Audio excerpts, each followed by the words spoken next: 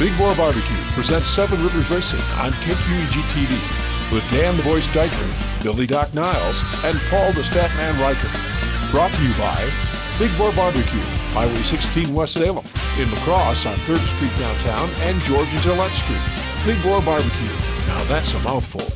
By Carey Heating and Air Conditioning, your residential specialist, serving the La Crosse area since 1929. Carey Heating and Air Conditioning. Hi again, folks. Big Boar Barbecue presents Seven Rivers Racing, KQEG TV. Big Boar Barbecue, where they can take their barbecue and throw it on any street block in the La Crosse vicinity this week, and it will be ready within about a half an hour. Oh, most definitely. It is hot. The egg would be overcooked. Whoa, it's Benito's doing out there, and it's kind of steamy in here today, so if you see Paul start doing this to me like in an Egyptian-type manner, it's because he's taking care of Radio Man. Hey, if you're doing that in the house, I have a suggestion. Call Carey Heating and Air Conditioning. They're one of our sponsors of the program, and I guarantee they've been quite busy this week. Oh, most definitely. It's been a hot one. Carey Heating and Air Conditioning, I'm sure they've been real busy. Hey, other sponsors of the show include fansarena.com. What is this with the blue? J&L Collectibles and NorthStarCustoms.com. Thank you all for being advertising partners in 2020. At least he did bring, everything's got to have weights and measures, and at least, he brings balance to the show. It's not like he's wearing a pink penguin shirt or anything like that. Or dancing on a phone. I'd like to see that. No. 2020 is the Crosse Speedway last week. We have a new king when you talk about who's leading the late model point standings at the La Crosse Speedway. That's after a couple of fantastic second-place finishes. Let's rewind you and bring you late model feature number 1 from last week. And Steve Bachman still searching for that first-ever late model feature race win. As he rode through, well, he got past Brent Kirshner, stuck himself to the outside, and didn't come back. Fought through one caution, still led, and it was pretty much up to Gady and Nick Mergic. Gady even admitted he made a crucial mistake as he was trying to get around Nick Mergic not once but twice in turns 3 and 4 to end that race right there. But Steve Bachman gets his first ever feature race win in a late model, and Billy Doc Niles, you weren't there. You should have heard the crowd. Yeah, I could hear some of it on the TV because I did watch the replay the following night. But pretty amazing. And you talked about him getting around Kirshner to get that lead. Something he had trouble with 2 weeks earlier. Yep. And now he found the way to get around him. And congratulations to Steve, and here's to many more. And I do have to give Steve's dad credit. We were talking before the race that the night he almost won that feature, I wasn't there. I was DJing a wedding, and I said, I want to be the one to announce, because I love the Bachmans. I always do it, do all the smokers and everything. So he wins the feature. The last thing his dad tells me as I leave the racetrack was, hey, aren't you glad we saved it for 2 weeks? I'm feeling a little neglected here. So that brings us to feature race number 2, where Jacob Gady would not be denied, Paul. No, he wouldn't. Well, actually, we're doing Bill. We're doing Bill. Sending it to me. Yeah, see, there's my name right there. So he's being punished. Yeah, Jacob Gady was after he admitted not having a good race, getting third. He was a man on a mission. Made his way through the pack, would get around his buddy Dean Cornelius and get to the lead. Survived two restarts on with 3 laps to go, and hopefully Justin Mulliken is doing fine because, man, he hit the wall hard there.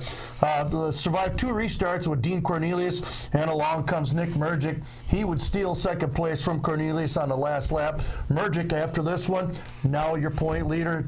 Gady only just a few points back. So 14 back, yep. Steve Carlson 20 back, and man, oh man, I tell you, Steve is. That's what happens when you sit on top of the throne for that many years.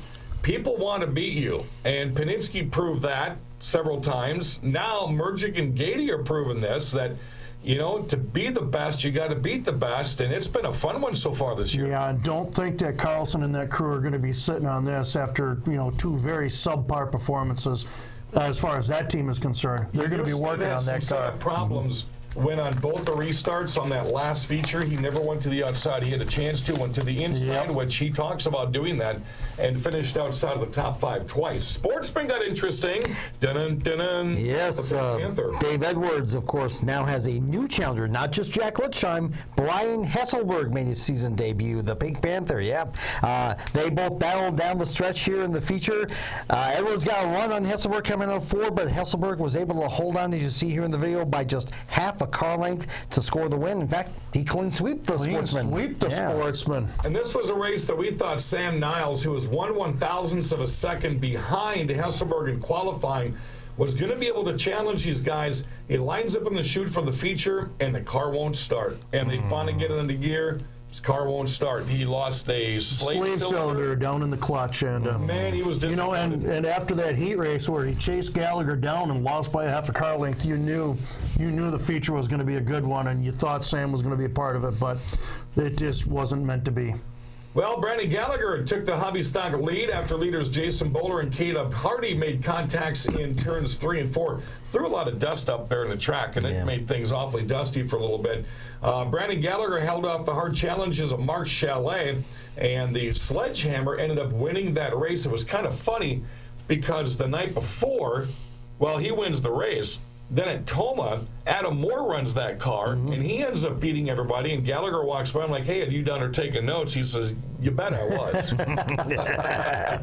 Street stocks also came out in full force. What an ending to this one! You know, Steady Al Bartles, 30-some years of racing short tracks here in western Wisconsin. Steady Al gets out to a big lead, but along come Rob Stanfield and Matt Moore, and the last 4 laps of this are worth the price of admission alone. If you're only going to get to see a couple of laps here, where Matt Moore is actually going to break free with about a half a lap to go to win this one. Stanfield's going to get by Bartles, but wow, this was a really, really good feature to watch. Moore once again coming away with the feature and extending his point lead. Moore forcing a 3-wide untouched to win that race. Then, or the night before at Tomah, he went 3-wide. He won that feature. Goes Lacrosse and wins that one. And he did not have found a broken part of his cage. He was going to try to go to the Dells on Saturday and make 3 different wins in 3 different nights. High School Racing Association back out. Yes, and we had a new competitor, Mitchell Berg from Mindoro, came out in a very sharp-looking car. And he looked like he was going to claim this victory, but then he started pushing things, I think, a little too much. And that, the turn 2 tires. And that allows Alaska's Ashton Kinsey to swoosh by him. Toon takes the lead and ends up claiming the victory in race number 2 for the HSRA. That's the second high school race in a row that somebody has found the tires, because I think the Clements girl found the tires the first Kelsey, time. One more race to go, Lacrosse. It was one of my fun ones to announce the second of the line wins novelty race. Rob Stanfield, he knows how to do this. He went off, and he came out of turn 4 just way too hot. I don't know if he didn't have any brakes, what was going on. But Chris Larson easily. Boy, did he play that perfectly or what? I mean, it's almost like he anticipated that Stanfield was going to touch that line, and he hit it just right. Stanfield just came in blazing hot. When we come back, lots of stuff going on at Tomah, including one of my favorites, American Super Cup Series. That's next on K2EG TV. You don't have to fly to Kansas City to get great barbecue. Hear that? That's the sound of breakfast. Jerry here, and breakfast is back at Big Boar Barbecue. Come join us Monday through Friday, serving breakfast from 5:30 to 11. Pancakes, waffles, biscuits, and gravy. And yes, eggs too, any way you want them. Choose from 3 different hashes made fresh to order. Pulled pork, brisket, or boudin. Yes, sir, breakfast is back at Big Boar Barbecue, and it's a mouthful. American Standard Heating and Air Conditioning is built to a higher standard, so you can focus on the problems in your life that really actually matter. Like figuring out which remote turns the TV on, or the smell in the vegetable crisper that in no way can be vegetables, or finding your phone when you leave it on vibrate. Whatever you're worrying about, it won't be this. American Standard Heating and Air Conditioning, built to a higher standard. Welcome back, Summers Racing K2EG TV, brought to you by Big Boar Barbecue. That's Doc, and that's Penguin, and I'm the voice. Time to give you the recaps from Tomah last week. I had 3 different fireworks shows in 3 nights, and Greg Oliver and the gang did not disappoint when it came to the fireworks. But the American Super Cup Series brought some fireworks of their own and had a very stealthy crowd of American Super Cups, as we show the last 2 right here. The guy that kind of founded this class, Mick Ellis, he's been running these for 21 years. And was beaten by a 17-year-old last year for the championship, and she didn't really have that good of a night. But I tell you what, fast qualifier Brandon Vines did. He started in the back of this one. Just when you thought Ellis was going to step away from this about halfway through like he did last year, won almost by an entire track length. It was interesting. Vines bobbing and weaving his way all the way through, jumps to the outside, then he had to go to the inside. He finally catches Mick Ellis, and he ended up taking that victory. And I tell you what, one of the cooler stories is a 12-year-old, the youngest one out of the 50 Supercut drivers they have, beat Ellis and a ton of drivers in the heat race. And that little kid was on fire. Oh, yeah. That was a good show. Hopped out, pushed the lid up, Tomah Sparta Speedway. The fans gave him a huge round of applause. So that was really, really cool to see. Modifieds, man, this was a good one here when the Tech Man comes back. Yeah, Paul Brown, of course, is the tech guy at Tomah. But Who techs the Tech Man? that's a good question. But he got back into his modified. He'll do that once in a while. He came out and made things interesting before Darren Salo and Brad Wild. Salo started the pole, got the lead. Wilds tried to get around Salo, but it wasn't successful. And then it was Paul Brown's turn to try to get around him. As you see in the last 2 laps, they end up running single file, and Salo holds them both off to claim his second win of the season. And Salo would not be denied there. I talked to Brad Wilds announcing at Dell's last weekend. Said they tried some kind of a setup. I'm not sure if it was in the tires, and just could not make that thing stick. And he has struggled a little bit this year. Now you're talking about a guy that's always going to be a front runner, but he still has his work cut out for him. Nice to see in the sportsman, David Borntrager. Remember last year I kept pumping him up. He also won the Dell's championship, and he won the championship at Tomah. He was back again Saturday night. He made his presence felt. Jake Schiller would get out to the lead in this one, and along come Borntrager by lap 9. Borntrager tried the inside. He tried it hard quite a few times. Schiller wouldn't let him underneath him, so Borntrager would try to the outside, and he would find the outside not to his liking. As much as he tried, not going to work for him. Schiller would keep the advantage and end up beating Borntrager for his first win of the season. Schiller gets to ring that TACU bell. Both Borntragers were out at Dells Raceway Park when we were out there for the Tundra Series as well. Now that I'm talking about that, before I get congratulations goes out to Jake Chalmers, our former 6-cylinder driver at the Crosse Speedway. Boy, did he put on a show at the Dells, huh? Got the trifecta, quick time qualified, got the heat race, got the feature race win. That was fantastic. And all the Upper Midwest Vintage Series racing guys, 13 cars, and what a heck of a race they put on as well. Want to thank them for coming out to Dells Raceway Park. Hobby stock feature at Tomah, it was Adam Moore's turn, but this time the sledgehammer, Adam Gallagher, was on the hill watching somebody else power his cars. Be sure the last two right here. Moore gets past Austin Schott on lap 4. Brother Andy caught up, and we thought this was going to be the battle with Andy Moore versus Adam Moore, and of course Adam in somebody else's car.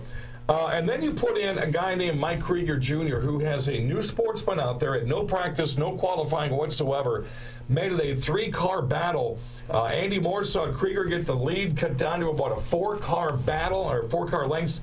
But, well, it's Andy Moore and Adam Moore, and, well, they wouldn't be defeated that night. You know, that Gallagher car is like the town bicycle. Seems like whoever gets in it gets a ride and wins, man. You know, I think Warthen drove it once last year and won a feature. It was funny to see Gallagher on the hill, because I did ask him, you'd undertaken notes, because he had just won. And got the feature at La Crosse, and said, yeah, I want to be taking some notes, and I think he really did a nice job on that. Hornets got really, really interesting. Yes, it did. Scott Malem, the Donut Man, got out to a big lead, but then Mark Leafy and Sean McCarthy both making their way through the field. McCarthy got by Leafy for second on lap 10. Just before the caution flew, McCarthy got by Malem to take the lead. James Hendricks spun out on the front straight out coming out turn 4, so set up a 3-lap shootout, and McCarthy just got on the gas, drove away from Malem, and ended up claiming the win. A couple more laps in that one, and the Crosse Speedways, Mark Leafy may have got himself a feature race win, and he always has success when he comes back. Wouldn't be surprised if he is back again. So we were telling you about Matt Moore in segment number 1, how he went and won La Crosse Speedway. Bill's going to tell you and show you 3 wide for the win, no touching. No touching. Well, yeah. That was the biggest part of that. That was amazing. You know, Moore would actually, he would start to make his way to the front here as Tim Murphy Sr. would start out with the lead. He got past Tim Murphy Sr. Then he would take on Sean Warman. He would get past Warman on lap 6 and start to set sail. His buddy Dan Fry would come through the pack, but not going to happen. Muller, 2 nights in a row, 2 feature wins. He's ringing the bell in that victory lane. And again, had he not found a broken piece of his number 90 street stock, he was going to the Dells, and he was going to try to make it a Thursday, Friday, Saturday night win. That would have been a fun one between him and Chalmers. I was going to say it would have been a fun one between him and Chalmers. Oh, yeah. Chalmers showed him the way several times last year because, again, he's got that ultra-rare 6-speed Acura. Mm-hmm. Yeah. And, of course, you can't run those at lacrosse anymore. But And he's not telling anybody where he got it either. Jake Chalmers, and got to congratulate Alex Leach as well. Went down there, got a heat race win, so that's 3 for 3 now for Alex at lacrosse and Tomah and Slinger. The Dells. Lacrosse, Dells, and Slinger. Now he's just going to be trying to pick one up at Tomah. So we have one more interview that we did back during the Crosse Speedway Banquet. Unfortunately, he's not driving with us this year, but we're fair. We're going to put it on anyways. Got to watch Chris Weber down at Dells Raceway Park when the Tundra Series was down there last weekend, Paul. And boy, did he put on a show. Yeah. Heat race win from the pole and a feature race win. And he was getting loose towards the end. David Bortrigger almost made it interesting there. He almost stole it away. So we're going to talk to Chris Weber and find out what he had to say back at the annual Crosse Speedway Banquet. That's coming up next on 7 Rivers Racing. You don't have to fly to Kansas City to get great barbecue. Hear that? That's the sound of breakfast. Jerry here, and breakfast is back at Big Boar Barbecue. Come join us Monday through Friday, serving breakfast from 5:30 to 11. Pancakes, waffles, biscuits, and gravy. And yes, eggs too, any way you want them. Choose from 3 different hashes made fresh to order: pulled pork, brisket, or boudin. Yes, sir, breakfast is back at Big Boar Barbecue, and it's a mouthful. American Standard Heating and Air Conditioning is built to a higher standard, so you can focus on the problems in your life that really actually matter. Like figuring out which remote turns the TV on, or the smell in the vegetable crisper that in no way can be vegetables, or finding your phone when you leave it on vibrate. Whatever you're worrying about, it won't be this. American Standard Heating and Air Conditioning, built to a higher standard.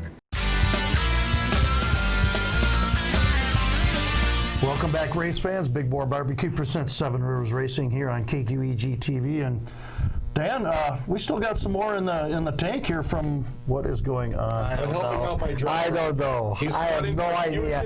I am not. Have you called Kerry Hegan Air Conditioning yet? No, I have to take care of my maintenance at my apartment. Well, we had one more interview left over from the Crosse Speedway Awards Banquet, and it happened to be with the sportsman champion from last year, Chris Weber. And here's what Chris had to say at the banquet to Dan. The champion's going to join us here, Chris Weber. Congratulations. Exciting. I think that's how you sum up the entire year. Yeah, it was definitely a long year. Definitely went like I planned, but it definitely could have went a lot easier throughout the season. You had some nights, you're way ahead of everybody in the point standings. Here comes a motor, here comes a tire. I mean, when bad luck was hitting you, it was really at the wrong time this year. Yeah, I didn't have any of them problems this last season. That was 2018. 2019, I actually had a fairly decent season. I didn't really have any tire issues. Like I had one night I had a flat tire, but engine ran great. I didn't have any problems with that. You and Tom Lethe and Jeff Thompson for the last 4 or 5 weeks of the season, I mean, how intense was that getting? This guy's got the point lead. Now he's got the point lead. Now he's got the point lead. That kind of revs your motor as a driver because you're not just setting sail, oh, here comes championship. You had to work for this thing. Yeah, it was definitely exciting there towards the end of the year. We went back and forth probably 2 or 3 times. Me and Tom, we had some pretty hard battles there at the end of the year, and me and Jeff, we had some fun ones there towards the end of the season, the last final races, I believe, too. So it was a good one. Sportsman's class saw a couple of more cars this year. You know, of course, they're going to change how some of the things run in 2020.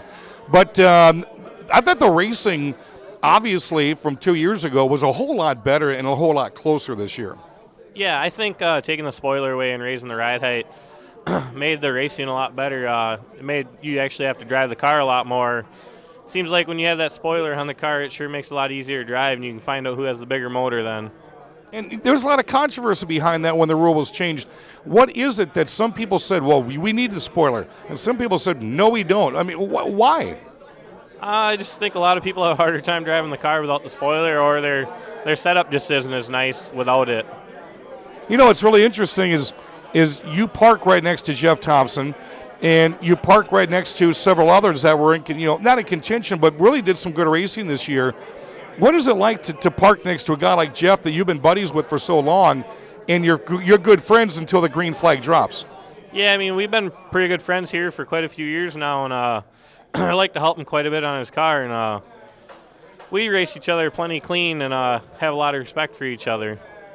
We need to get Penguin. Go get Jeff. We got to get Thompson in this conversation too, because I tell you what, when you guys were flipping back and forth when it came to points, it really changed the crowd as well. Could you hear when the crowd yells on the night you get a points race or a win, or the night that it flip flops? Oh yeah, you can hear it a lot. We're going to bring the Silver Slingshot Jeff Thompson into the mix here as well, and we're going to slide him here. Man, Jeff, you look good, man. It's the only thing that looks good. I got to do something. Matter of fact, this is the best you're going to see either of these guys look anytime soon. Man, we had to bring you to the conversation.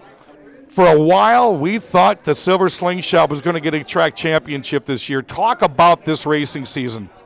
Yeah, it was a pretty good season. I mean, third weekend, and I think we got destroyed. We went to work, got the car back together. Yeah. It wasn't good for a few weeks. We finally got it figured out after Milwaukee.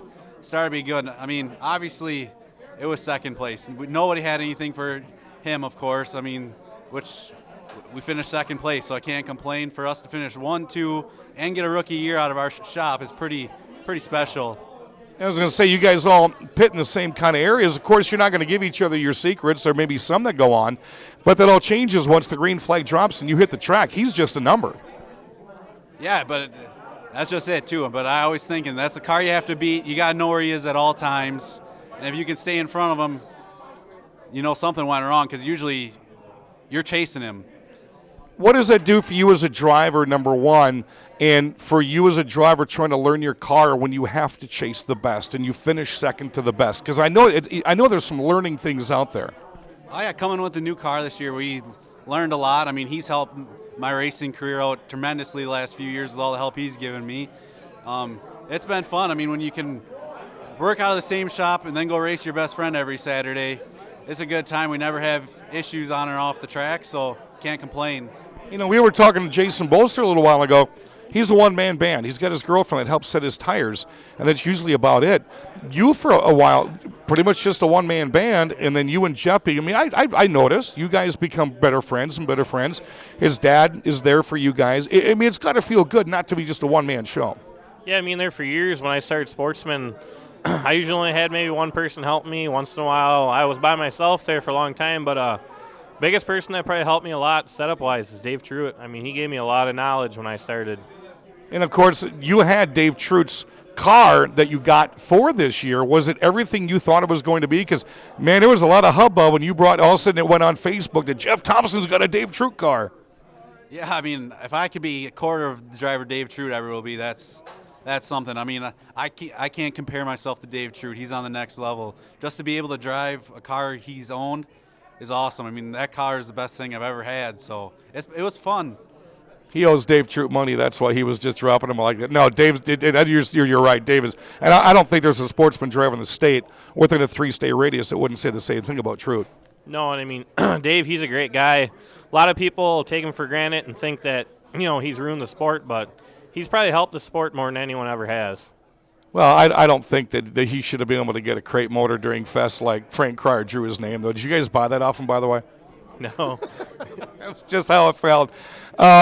The biggest thing, every time we get Jeff on, I've grown to know you for so many years. I've DJ'd your smoker. What is the date of the smoker, by the way? April 25th at All-Star Lanes. I'll be there doing the Wheels of Steel again. Family is so huge to you. They sit right below me every single race night. He can hear them in the grandstands when the points change or someone gets a win. Talk about your family that has stayed so strong for so many years in the grandstands. Yeah, I probably have the best support system there is there. I mean, week in, week out. I mean, they put up with a lot of my crap when it ain't going right, and they still stick by me. I mean, I couldn't ask for anything better than what they give me. Cassie's not one that I would want on my bad side, and she's skinny. No, absolutely. There's a lot of times I got to sleep outside. Real quickly, talk about the experience of driving at the Milwaukee Mile this year, man. You were giddy.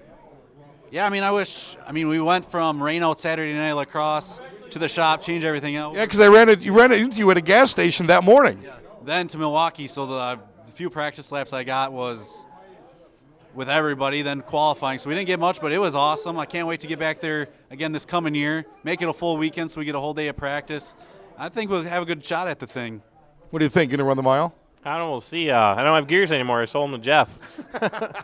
Jeff's got it all there. And yeah, but you share race shops. Yeah, but I only had one set. Chris Weber, our 2019 Sportsman Champion. Jeff Thompson gave it a hell of a run this year. He's always an entertainment on the racetrack. And remember to hit his smoker again this year because it's always a blast. Guys, it's always a pleasure to have you guys on. Congratulations, Jeff. We'll see you soon. Awesome. Thank you. Okay, Chris Weber, last year's lacrosse speedway champion, went out and had a couple of hard-fought battles. 18 sportsmen at Dells Raceway Park last Saturday as a part of the Tundra race, the 6 cylinders, and the vintage drivers that came out. Weber won his heat race from the pole, pretty much stepped away from that one, but feature race without 3 to go. You could tell he was losing something, Paul, because 1 and 2 he kept bombling, and David Borntrager was right there. Yep, David. I thought David might have a shot to make things interesting at the finish, but somehow Weber held on to claim the victory. Another weird week of race announcing. So let's see. This week I have Friday at Tomah, Saturday at Lacrosse. Then I have Wednesday at Lacrosse, Friday at Tomah, Saturday at Lacrosse. So 5 races in a matter of 7 days. Yeah. How's the voice? Ooh, voice has been pretty good. That long stretch I had here, 3 races in 3 days. 3 tracks last week came out okay, but this is always kind of a goofy one when you got that Wednesday race. But I'm looking forward to it because we have twin 30-lap CWRA features coming out. First time they've been back to the Crosse Speedway in 20 years. 20 years, yep. A lot of different drivers. There's a lot of interest from the lacrosse guys. This is going to be almost like a mini Oktoberfest as well with some of the names that are going to be involved in this race. Hornets will be there, Street Stocks will be there, and we're going to have a lot of video coverage for you from that. Now, how Jesse and Rick Wilson are going to replay that here at KQEG TV, we'll try to find that out once the weekend goes, because they usually have an encore on Thursday, then they would want another one on Sunday. Stay tuned to our TV and radio page, and we'll make sure you get the right information so you can find out when that's going to be replayed. And then next week's show, we're going to load things up as we always do. That first, the first frame we have at Crosse Speedway. It's Quarter Mile Mania. We've got minivans, street stocks, Hornets, contact drags, and a 25-car demolition derby right there on the front straightaway. I cannot wait to be out there for that one. 25 cars? Yeah, I think that's more cars than they had last year. Yeah, it's way more than they had last year. Definitely. You go down the winter circle, then you got the grass, they mud that down, then you come up on the pavement, you got one big area right there, and that is really going to be cool to see. Billy, sponsor. Yeah, once again, we got to thank Big Boar Barbecue, Carey Heating and Air Conditioning, Fansarena.com, J&L Collectibles, and NorthstarCustoms.com. Alrighty, for the Penguin, Paul Reichert, who is not colorblind. He actually set some good balance to the program today. I'm Radio Man Dan Dyker. That's Billy Doc Niles. We will see you 5 times, 2 racetracks in the next week, right here on KQEG TV. You've been watching 7 Rivers Racing on KQEG TV with Dan the Voice Dyker, Billy Doc Niles, and Paul the Statman Reichert. Brought to you by Big Boar Barbecue, Highway 16 West Salem, in Lacrosse on 3rd Street downtown and George and Gillette Street. Big Boar Barbecue. Now that's a mouthful. By Carey Heating and Air Conditioning, your residential specialist, serving the Lacrosse area since 1929. Carey Heating and Air Conditioning. Thanks for watching 7 Rivers Racing on KQEG TV. You don't have to fly to Kansas City to get great barbecue. Hear that? That's the sound of breakfast. Jerry here, and breakfast is back at Big Boar Barbecue. Come join us Monday through Friday, serving breakfast from 5:30 to 11. Pancakes, waffles, biscuits, and gravy. And yes, eggs too, any way you want them. Choose from 3 different hashes made fresh to order. Pulled pork, brisket, or boudin. Yes, sir, breakfast is back at Big Boar Barbecue, and it's a mouthful.